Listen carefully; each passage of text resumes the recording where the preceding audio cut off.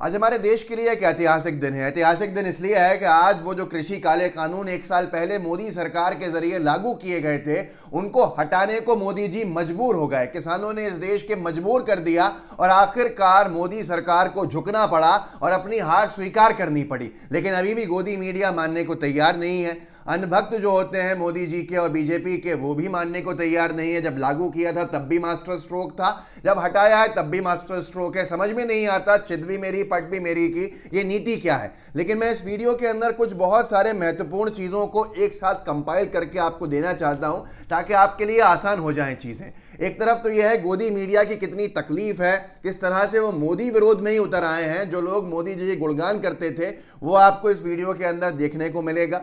और साथ के साथ आखिर क्या वजह रही, राहुल गांधी जी का जो किरदार बढ़ के सामने आया है और देश ने देखा है कि कितने ताकतवर राजनेता हैं और हर जगह पे वाहवाही और हर जगह पे उनका लोहा मानना किसानों के साथ आज लोगों ने स्वीकार करना शुरू किया है। आखिर राहुल गांधी जी ने क्या क्या वीडियोस जो उनके मौजूद हैं, क्या क्या बयान कब कब दिए थे, एक नहीं है, आपने एक देखा होगा मार्क माय वर्ड्स वाला कि ये कानून वापस लेने पड़ेंगे। ऐसे 3 वीडियोज हैं अलग अलग वक्त पे अलग अलग जगह पे राहुल गांधी जी ने मोदी जी की आंख में आंख डाल के ये कहा था कि कृषि काले कानून रद्द होके रहेंगे। और आज गोदी मीडिया को क्या तकलीफ है राहुल गांधी जी की जीत बताने में? गोदी मीडिया को क्या तकलीफ है? किसान जीत गए, राहुल गांधी जी की आवाज जीत गई। राहुल गांधी जी ने आखिरकार मजबूर कर दिया किसानों के साथ देकर, किसानों के साथ खड़े होकर मोदी सरकार को झुकने के लिए। अगर यही चीज मोदी जी ने की होती जो राहुल गांधी जी ने की है, तो क्या गुणगान नहीं हो रहा होता? क्या देश में पूरे जगह पे शोज नहीं हो रहे होते? तो ये सारी चीजें मैं आपको इस वीडियो में दिखाना चाहता हूं। और रणदीप सुरजेवाला जी ने जो कांग्रेस की तरफ से नई मांग की है, नई नहीं है, बहुत वाजिब है और पुरानी मांग है। 700 किसानों की जान गई है इस हठधर्मी की वजह से, मोदी सरकार के पीछे नहीं हटने की वजह से। उसको लेकर क्या मांग की है कांग्रेस पार्टी ने, और रणदीप सिंह सुरजेवाला जी के मुंह से उनकी मुंह ज़बानी सुनाना चाहूँगा आपको, क्योंकि वो बड़ी चीज़ है। इस वीडियो को अंत तक देखिएगा, बहुत सी चीज़ें पता चलेंगी। सबसे पहले शुरू करते हैं इस वीडियो को, जो कृषि काले कानूनों का सीना ठोक के बीजेपी ने लागू किया था, जिसको लेकर बीजेपी हर तरफ ये कहने को मजबूर, ये कहने पे जोर दे रही थी कि हमने सही किया है, वो आखिर रद्द हुए। लेकिन पहले राहुल गांधी जी का वो वीडियो जहां उन्होंने कहा था मार्क माय वर्ड्स, ये कानून वापस होके रहेंगे, वो देखिए आप। It from me. I'm very, very proud of what the farmers are doing, and I fully support the farmers, and I will continue to stand with them. I raised their issue in a yatra in Punjab, and we will continue to do it. Mark my words, take it from me. These laws, the government will be forced to take them back. Remember what I said. Thank you.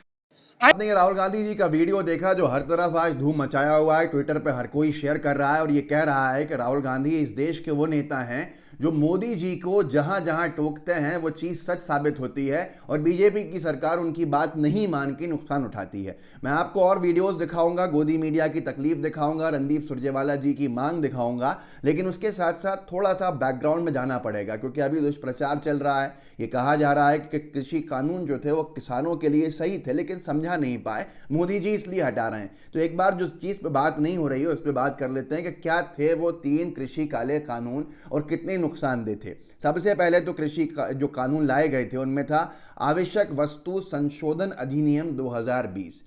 उसको अंग्रेजी में कहा गया था the essential commodities amendment act 2020। इसके तहत इन्होंने ये कर दिया था कि इस अधिनियम के तहत अनाज, दलहन, तिलहन, खाद, तेल, प्याज और आलू को आवश्यक वस्तु की सूची से हटा दिया गया था। सरकार का कहना था कि इस विधेयक का मकसद निजी निवेशकों के बीच उनके कारोबार में अत्यधिक नियामकीय हस्तक्षेप की आशंकाओं को दूर करना है। सबसे बड़ा में अब, और ये भी उस दौर में किया गया जब हम एसेंशियल कमोडिटीज़ के लिए मारे फिर रहे थे और सरकार का कहना था कि अब से अनाज नहीं रहेगा, ज़रूरत की चीज़, दालें नहीं रहेंगी, तेल नहीं रहेगा, खाद्य तेल नहीं रहेगा, प्याज नहीं रहेगा, आलू नहीं रहेगा। विषय ये था कि पहले इनकी होर्डिंग मना थी, अब फिर से हो जाएगी वापस, मतलब जो पहले के कानून थे। लेकिन मोदी सरकार ने इसको एसेंशियल कमोडिटीज़ एक्ट में के लिस्ट में से हटाकर ये कर दिया था कि आप जितना चाहे उसको स्टॉक कर सकते हो, जिससे सीधे सीधे फ़ायदा किसको होता? उद्योगपतियों को होता। वो मार्केट के अंदर एक होर्डिंग करके एक डिमांड सप्लाई का बड़ा गैप पैदा कर देते और फिर अपनी मनमर्जी कीमत के ऊपर बेचते। तो ये नुकसानदेह था। दूसरा था कृषि उत्पादन, व्यापार और वाणिज्य, सर्वधन और सुविधा अधिनियम 2020, जिसको अंग्रेजी के अंदर कहा गया था the farmers produce trade and commerce promotion and facilitation act 2020। इसके तहत ये था कि इस कानून के तहत किसान APMC यानी कृषि उत्पाद विपणन समिति, मतलब मंडियां जो होती थी, उनके बाहर भी अपने उत्पाद बेच सकते हैं। इस कानून के तहत बताया गया था कि देश में एक ऐसा इकोसिस्टम बनाया जाएगा जहां किसानों व्यापारियों को मंडी के बाहर फसल बेचने की आज़ादी होगी। अनिवार्यता है किसानों का जो गल्ला है, किसानों का जो प्रोडक्शन है, वो मंडी से खरीदा जाता है, जिसके अंदर मंडी एक टैक्स लेती है मामूली सा, और उसके साथ उसके बाद वो गारंटी करती है मंडी के अंदर किसानों की कम कीमत पे कोई खरीद नहीं सके, कोई व्यापारी किसानों को लूट नहीं सके, उनको बहुत कम दाम देकर उनका बहुत सारा प्रोड्यूस नहीं ले सके। लेकिन जब मोदी सरकार ने हटा दिया ये नियम, तो किसानों से सड़क पे भी खरीद सकता था व्यापारी, किसानों के खेत पे जाके भी व्यापारी खरीद सकता था, जिसको लेकर किसान नेताओं और कांग्रेस पार्टी का भी ये कहना था कि ऐसे हालात में किसान जो है वो सेफ नहीं रहेगा, प्रोटेक्टेड नहीं रहेगा और उसका शोषण होगा बाहर, उसको लूटा जाएगा। तो मंडी एक्ट कायम रखना चाहिए, मंडी की अनिवार्यता रखनी चाहिए। मोदी सरकार ने इसको हटा दिया था, अब वापस हो रहा है, ठीक है। तीसरा था कृषक सशक्तिकरण और संरक्षण, कीमत आश्वासन और कृषि सेवा पर करार अधिनियम 2020। इसको अंग्रेजी में कहा गया था the farmers empowerment and protection agreement on price assurance and farm services act 2020। इसके तहत इस कानून का मुख्य उद्देश्य किसानों को उनकी फसल की एक निश्चित कीमत दिलवाना था। इसके तहत कोई किसान फसल उगाने से पहले ही किसी व्यापारी से समझौता कर सकता था। इस समझौते में फसल की कीमत, फसल की गुणवत्ता, मात्रा और खाद आदि का इस्तेमाल आदि बातें शामिल होनी थी। ये कॉन्ट्रैक्ट फार्मिंग की तरफ ले जाना था किसानों को कि उद्योगपति कॉन्ट्रैक्ट कर लें, किसान शुरुआत के अंदर पैसे की लालच में कॉन्ट्रैक्ट कर ले, सौदा कर ले और फिर फसल उनके हिसाब से उगाए, और जब वो फसल उग जाए तो वो जो कीमत डिसाइड हुई थी उस पर बेच दे। लेकिन इसका नुकसान जो दूसरे देशों में देखने को मिला था, कांग्रेस पार्टी ने भी कहा था, किसान नेताओं ने भी कहा था कि जो व्यापारी हैं वो कॉन्ट्रैक्ट तो कर लेते हैं लेकिन फिर कुछ ना कुछ उसमें कमी निकाल कर रिजेक्ट कर देते हैं। फिर किसानों के पास आखिरी ऑप्शन बचता है उन्हीं उद्योगपतियों को कम कीमत में अपना माल बेच देना। तो ऐसे वो बंधुआ मजदूर बन जाते हैं। किसान काम कर रहे होते हैं बड़ी बड़ी कंपनीज के लिए और उनका प्रोडक्शन वो बेच रहे होते हैं, मेहनत किसान की होती है, सारी चीज़ें होती हैं, लेकिन वो बंद जाता है। कॉन्ट्रैक्चुअल फार्मिंग के इस तरह के विरोध के अंदर संशोधन चाहते थे सब लोग, पर मोदी सरकार ने कहा हम इसको वापस नहीं लेंगे, संशोधन कर लेंगे, पर मुख्य संशोधन भी नहीं किए गए, जिसको लेकर ये सारी की सारी परेशानियां खड़ी हुई। किसान धरने पर बैठे। राहुल जी का आपने एक वीडियो तो देख ही लिया। राहुल जी ने उस वक्त जो कहा था संसद में देश की, वो आज ऐसा लगता है कि वो आगे का भविष्य देख रहे थे। वो अपनी पार्टी की जो तजुर्बा है उसको लेकर आगे बढ़ के बता रहे थे कि मोदी सरकार को पीछे हट जाना चाहिए, किसान पीछे नहीं हटेगा। द प्रिंट ने छापा भी, वीडियो अपलोड भी किया था। ये वीडियो भी आप देख लीजिए। ये 10 महीने पहले राहुल गांधी की भविष्यवाणी थी और कितनी सच साबित हुई, लेकिन इसके बावजूद भी ये मास्टर स्ट्रोक नहीं है। हैरानी की बात यह है, देखिए इसको। किसान 1 इंच पीछे नहीं हटने वाला है। किसान आपको हटा देगा, मजदूर आपको हटा देगा, छोटा दुकानदार आपको हटा देगा, मगर वो पीछे 1 इंच नहीं हटने वाला। आपको कानून वापस लेना ही पड़ेगा।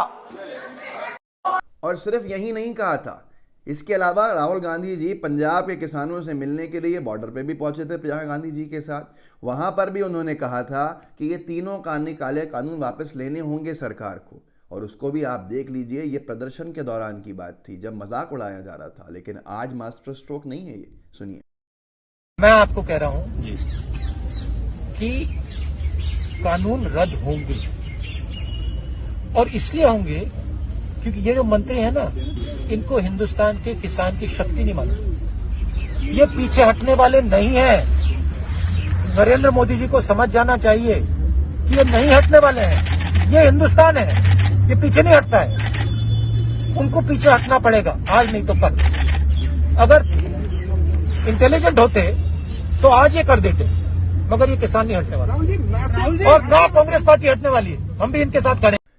इन तमाम चीज़ों के बाद राहुल गांधी जी की तो हर जगह धूम है, तारीफ हो रही है। उनको बताया जा रहा है कि देश के सबसे दिग्गज नेता जिन्होंने किसानों को दर्दों को समझा, लेकिन उसके साथ साथ कांग्रेस पार्टी से जो उन्होंने मांग कराई है वो भी बहुत महत्वपूर्ण है। रणदीप सिंह सुरजेवाला जी ने प्रेस कॉन्फ्रेंस करके जो बोला है वो आपको सुनना बहुत ज़रूरी है, उसको सुनिए और समझिए कि अभी भी ये जंग अधूरी है, किसानों को न्याय नहीं मिला है। सुनिए। 700 किसानों के दोषी प्रधानमंत्री नरेंद्र मोदी हैं। आगे आइए मोदी जी, माफी मांगिए देश के किसान से जिसे आपने पौने 12 महीने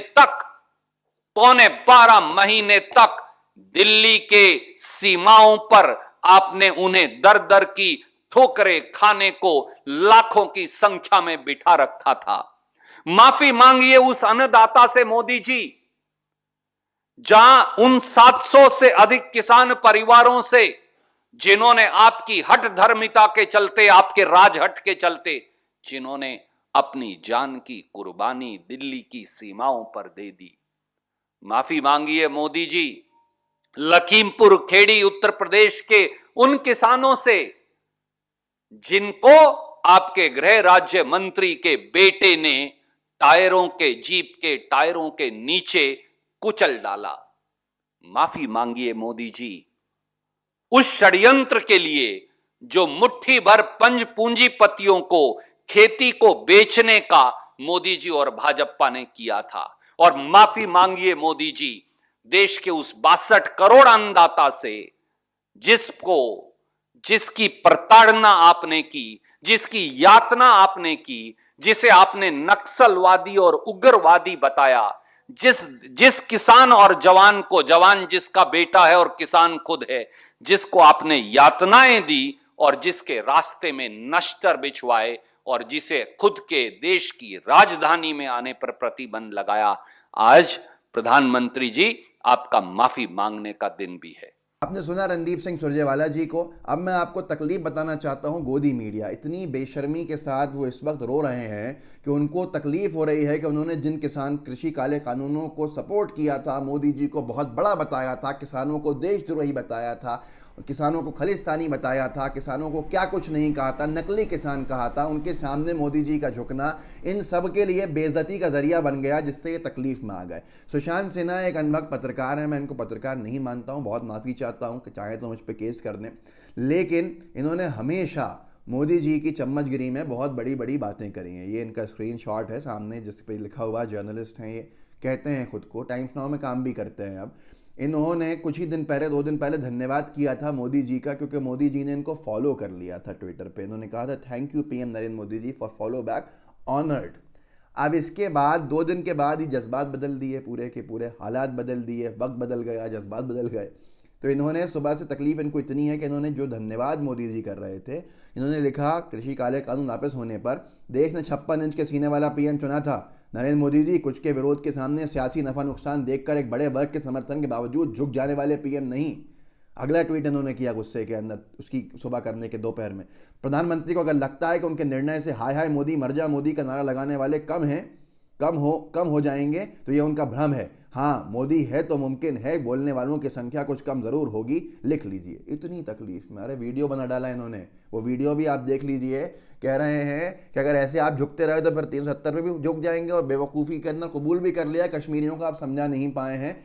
ये जो पूरा आर्टिकल 370 का मामला है, तो ये सुनिए, इनका दर्द देखिए। कानून जब लेकर आए, हमारे जैसे कई पत्रकारों ने पूरा कानून पढ़ा, एक एक चीज को समझा, देश भर के लोगों को समझाने की कोशिश की कि जो सालों में किसानों के लिए नहीं हुआ वो अब होने वाला है। अब आप अचानक से एक दिन यूपी पंजाब के चुनाव के पहले ये निर्णय ले लें कि मेरे अंदर की संवेदनशीलता ये कहती है कि भाई नहीं समझा पा रहे हैं तो वापस ले लो। समझा तो आप 370 हटाने को भी लेकर नहीं पा रहे हैं लोगों को, कश्मीर के लोगों को, तो 370 वापस ले आइए। या फिर इस देश में लाखों लोग, अगर मान लीजिए 20 लाख लोग खड़े हो जाए, 1 साल के लिए आंदोलन कर दे कि हमको इनकम टैक्स नहीं देना है, तो आप इनकम टैक्स हटा लीजिए। कि हम कुछ लोगों को समझाने में नाकामयाब हो गए कि उनका टैक्स देना देश के लिए कितना जरूरी है, तो सब पर से टैक्स हटा लेते हैं। आप नहीं कर पाएंगे ऐसा। क्यों? क्योंकि जो टैक्स पेयर है वो आपके वोट में इतनी चोट नहीं कर सकता, अपने वोट से आपको इतनी सियासी चोट नहीं पहुंचा सकता। और ये दर्द सिर्फ इन्हीं का नहीं है। नविका कुमार जी बहुत गुस्से के अंदर आ गई, सुबह सुबह लिखा फार्म लॉज रिपीट, मतलब कृषि कानून रद्द कर दिए गए, CA NRC ठंडे बस्ते का डला हुआ है, यूनिफॉर्म सिविल कोड जो है उसका कोई है ही नहीं, निशानी नहीं दिख रहा है। अब अगला क्या है? इतना दुख इनको हुआ। स्मिता प्रकाश जी NI की मालकिन है, इन्होंने, मुझे तो खैर ब्लॉक किया हुआ है लेकिन किसी का देखा मैंने, इन्होंने लिखा गुस्से में सुबह उठकर, अगला क्या है? क्या 370 वापस आ जाएगा? इतने गुस्से में थे। राहुल शिवशंकर जी को क्या पढ़ूं, लेकिन चलिए सुन लीजिए। Climb down of farm laws could open a Pandora's box. आपने जिस तरह से झुके हैं आप कृषि कानूनों को लेकर, इससे एक बहुत बड़ा सारा मांग उठ जाएगी सामने। क्या पता अगला जो है हो सकता 370 हो, फिर सीए हो। तो ये सारी चीज़ें इनको बहुत तकलीफ़ में आ गई। और ऐसे ही ज़ुबैर ने डाला है, मोदी जी कृषि कानून लेकर आए तब मास्टर स्ट्रोक था। मोदी जी को फोर्स कर दिया रद्द करने के लिए कृषि काले कानून, उनको फोर्स होके वो रद्द कर गए तो ही मास्टर स्ट्रोक है। जो ही मोदी जी करते हैं मास्टर स्ट्रोक है। अनभक्त और गोदी मीडिया है, कुछ पत्रकारों का उन्होंने दिखाया है, ये भी आप देख लीजिए क्या लिखा है उन्होंने। शहजाद को तो मैं मानता ही नहीं हूँ, खैर कुछ इनको तो पढ़ना भी नहीं चाहिए, ये तो 2 रुपये वाले ट्रोल टाइप हरकतें करते हैं। कपिल मिश्रा लिख रहा है, ऐतिहासिक फैसला, मोदी जी ने फिर साबित किया उनके लिए देश सबसे बड़ा। किसानों की आड़ में खालिस्तानी आग से खेलने का ख्वाब देखने वालों को अब सामने से आना पड़ेगा। असली लीडर ही कुछ सामने आकर ऐसे बड़े फैसले ले सकता है। नमन नरेंद्र मोदी। मतलब चमचागिरी चाटुकारिता की कोई लिमिट है या नहीं है। ऐसे ही अमन चोपड़ा, अमन तो कुछ काम, अमन वाले काम तो करते नहीं हैं ये, लेकिन ठीक है। किसान बिल से पहले देश बचाना ज़रूरी था। अरे भैया, आंदोलन की आड़ में खालिस्तानी गैंग जो देश विरोधी एजेंडा चला रहा था, वो दुकान आज बंद हुई। किसान बिलों को वापस लेने के फैसले से सबसे ज़्यादा मायूस शायद आज खुद पीएम होंगे, लेकिन उन्होंने देश न झुके इसलिए खुद झुकना सही समझा। मतलब हर चीज़ में यही, भाई क्या हो यार। अमीश देवगन कह रहे हैं, पीएम ने कृषि कानून रद्द कर दिए देश हित के अंदर। जो देश विरोधी लोग थे, देश विरोधी ताकतें थीं, वो इसका फ़ायदा उठाना चाहती थीं। भाई क्या हो यार, बीजेपी ज्वाइन कर लो ना आप लोग, क्यों बैठे हुए हो बाहर फालतू के अंदर। आपकी बहुत आवभगत होगी वहाँ पर।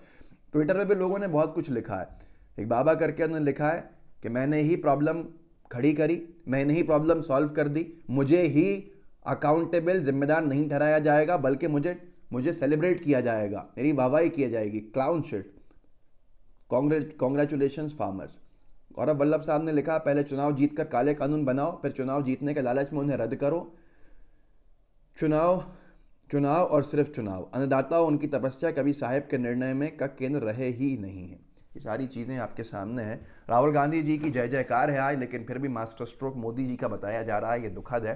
राहुल गांधी जी ने एक बार फिर से अपने आप को साबित कर दिया कि वाकई वो देश के सबसे विजनरी लीडर हैं और देश में सबसे ज़्यादा देख सकते हैं और समझ सकता है लोगों के दर्द को भी, लोगों की परेशानियों को भी, क्योंकि वो चंद उद्योगपतियों के हिसाब से काम नहीं करते। आज के दिन तो कम से कम दिल बड़ा कीजिए और राहुल गांधी जी के व्यक्तित्व को समझिए और पहचानिए कि असली नेता कौन है। इस वीडियो को आगे बढ़ाइएगा। सोशल मीडिया अकाउंट्स मेरे ऊपर लिखे हुए हैं, इस पर मुझसे जुड़ सकते हैं। मेरा यूट्यूब चैनल है अब्बास हफीज़ के नाम से, इसको सब्सक्राइब कर सकते हैं, बेल आइकन दबा सकते हैं, जहां चाहें मुझे संदेश भेज सकते हैं। जय हिंद, जय भारत।